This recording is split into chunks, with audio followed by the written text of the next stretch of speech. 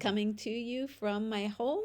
We're going to start on notes on Europe, chapters 12 through 14.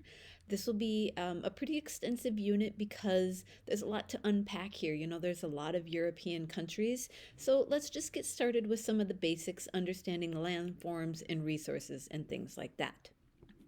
So that's exactly where we're starting, the landforms and resources of Europe. In fact, if you take a look at that map, it seems like there's so many different colors of countries there, each country in a different color, but Europe is actually not that big. It's a rather small continent. With some very interesting landforms. So sometimes Europe is called the peninsula of peninsulas. Now, if we know that a peninsula is a piece of land that kind of juts into the water, into the sea and the ocean, we can see a lot of peninsulas. Actually, we can see the Scandinavian peninsula, the Italian peninsula, the Balkans. So we're going to talk about each of those specifically. Most of Europe is within 300 miles of an ocean or a sea. So really, from any point, you could travel 300 miles in Europe, and roughly 300 miles, and get to a pretty major body of water. That's pretty incredible. If you think about in North Dakota, for instance, how long would we have to travel to get to an ocean or a sea? It'd be a couple days of driving there. So very different than what we're experiencing, and actually very different than what we've looked at in Latin America and in North America. So let's start with the Northern Peninsula. This is in what we call Scandinavia. And if you look on the map there, Norway, Sweden, and Finland, and I can move this over here a little bit. This area up here, right here, is what we consider, actually, I'll just leave it right there. This area is what we consider the Northern Peninsula. We call these the Scandinavian countries. And how they were formed are these the glaciers from, millennia, millions of years ago, actually. Glacier peninsulas carved fjords. Now, fjords are these steep U-shaped valleys. In fact, you can even see, look at that Gulf of Bothnia, in between Sweden and Finland. It kind of wedged out or carved out this U-shaped valley. Then after the glaciers kind of carved that out and they melted away, it filled with seawater. So they kind of trenched out almost these huge bodies of ice, kind of trenched out this area. It fills with water and it creates this new landmass of a peninsula. So those are known as fjords. Here we're looking at another fjord. This is known as the Jutland Peninsula. These are these rolling hills in the swampy area of Denmark. Now you can see Norway and Sweden right there. And so Denmark is very close, once again, because of the glacial kind of cutting that happened to cut into the earth thousands and thousands and thousands of years ago, but this is the result of it. In the Jutland, there's very fertile soil. Actually, they have pretty good soil. It's not as many trees probably. It's relatively flat. However, the problem with the Jutland is it was often used as a route into Europe by invading armies because it was relatively flat, because there was easy access to the sea. There was not a lot of obstacles to get around. It was kind of like the inn for invading armies in Europe. And so we see a lot of Denmark, especially being a strategic area in early civilization history. Armies would kind of come into the mainland of Europe, if you will. And then there's the Southern Peninsula. Now, these are the three major peninsulas and probably the ones that you are more familiar with. The Iberian Peninsula, this is in Spain and Portugal. The Pyrenees, and we'll talk about the Pyrenees Mountains, block off pretty much the Iberian Peninsula from the rest of Europe. This mountain chain pretty much kind of isolates Spain and Portugal from the rest of mainland Europe. There you can see it right there. So if you look, here is Portugal, here is Spain, here's France right here. There's a chain of mountains known as the Pyrenees, and that kind of isolates, as I said, the rest of Europe from Spain and Portugal. The Italian peninsula, you're very familiar with the boot of Italy as it is. It's kind of this interesting shaped geographic feature, and it extends way into the Mediterranean. So this whole area of right here is the Mediterranean.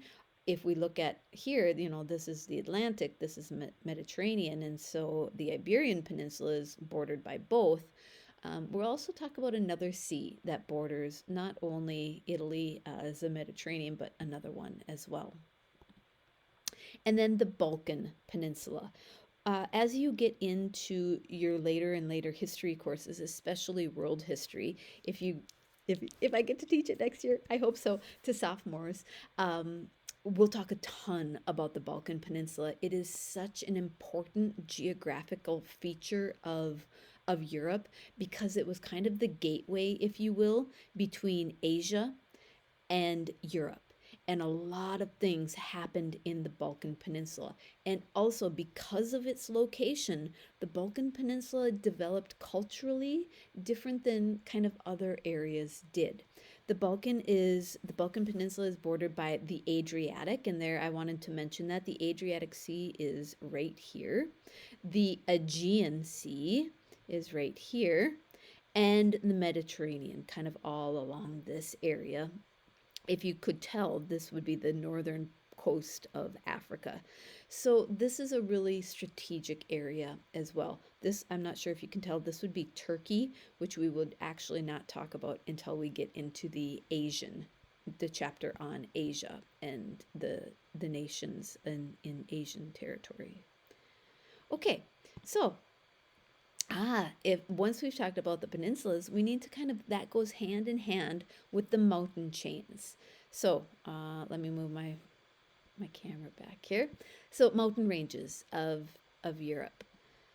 The Alps. The Alps are the largest mountain chain in Europe. In fact, if you look at how much of the Alps there are, there's so many. The Alps are such a big mountain chain that they actually divide it into the Swiss Alps, the Italian Alps, the Austrian Alps, the Bavarian Alps, the French Alps. That's how kind of an impressive mountain chain this is. Uh, such a good movie. Have you ever seen The Sound of Music? She's there in the Austrian Alps right there, and she's singing, "The hills are alive with the sound of music." So the Alps really cut off the Italian peninsula from the rest of Europe, kind of like the Pyrenees do in Spain and Portugal.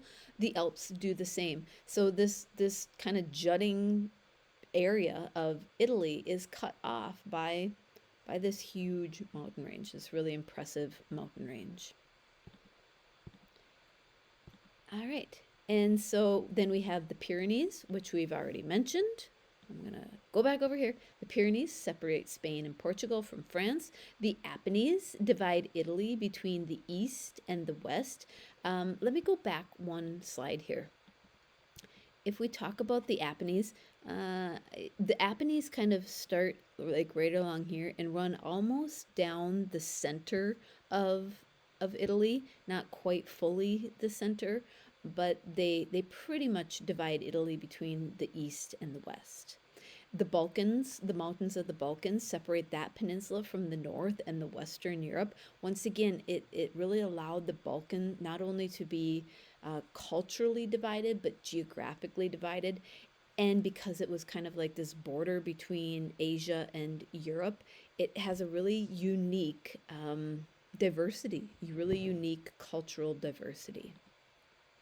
So what I want you to completely understand, and I put this picture because this is actually in Denmark. We saw this. We went to Denmark. Our oldest son did a study abroad in Sweden, and so we went to Sweden, and then we also spent some time in Denmark. And I mean, obviously you can see cars there, but so many people had bikes. I mean, thousands upon thousands of bikes. Sometimes they'd have like these double-decker bike racks. It was crazy. It was just crazy. But what I really want you to understand is the mountains and the geographical features, but especially the mountains, isolated these ethnic groups in Europe from one another. And because of that isolation, these cultural areas were developed and they became very distinct ways of doing things. They had distinct languages, they had distinct traditions, they had distinct religions, even.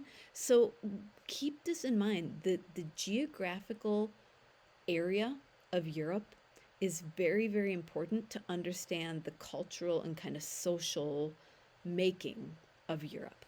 So that's pretty quick. That's all I want to get done with today. When you're in class, we're going to do some map work. We're going to look at rivers and how important those are in Europe, mountain ranges, bodies of water, things like that. All right, until next time. See you then.